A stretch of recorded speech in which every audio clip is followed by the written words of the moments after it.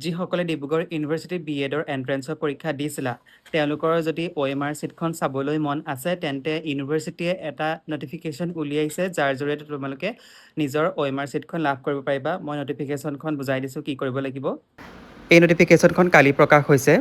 যিসকলে BEd CET 2026 এপ্ৰিয়েৰ কৰিছিলা তেওঁলোকে নিজৰ OMR এটা ফটোকপি লাভ কৰিবা by paying 500 rupees only to Dibrugarh university. Dibrugarh ইউনিভাৰ্চিটিত 500 টকা তোমালোকে পে'মেণ্ট কৰিব লাগিব আৰু এইটো 16 তাৰিখৰ পৰা 22 তাৰিখৰ ভিতৰত টাইম দিছে আৰু 10:30 বজাৰ পৰা 4:30 বজাৰ ভিতৰত তোমালোকে তাত ভিজিট কৰিব লাগিব।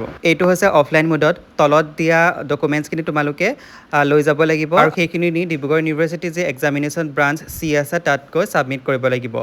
এতিয়া OMR চিটখন পাবলৈ তলত দিয়া ডকুমেণ্টখিনি দিছে a self attested copy of the admit card. Admit কাৰ্ডৰ এটা চেল্ফ এটেচ কপি লাগিব, লগতে 500 টকা পে'মেণ্ট কৰাৰ যিখন ৰিচিপ্ট সেইখন ল'ব লাগিব আৰু এটা ফৰ্ম দিছে, সেই ফৰ্মখন মই নেক্সট পেজত দি দিছোঁ। সেই ফৰ্মখন ফিল আপ কৰি পেলানি তাত জমা দিব লাগিব। এতিয়া 4 নম্বৰ পইণ্টটোত দিছে the fee paid shall be refunded in respect of any discrepancies found in the OMR sheet data are deemed valid.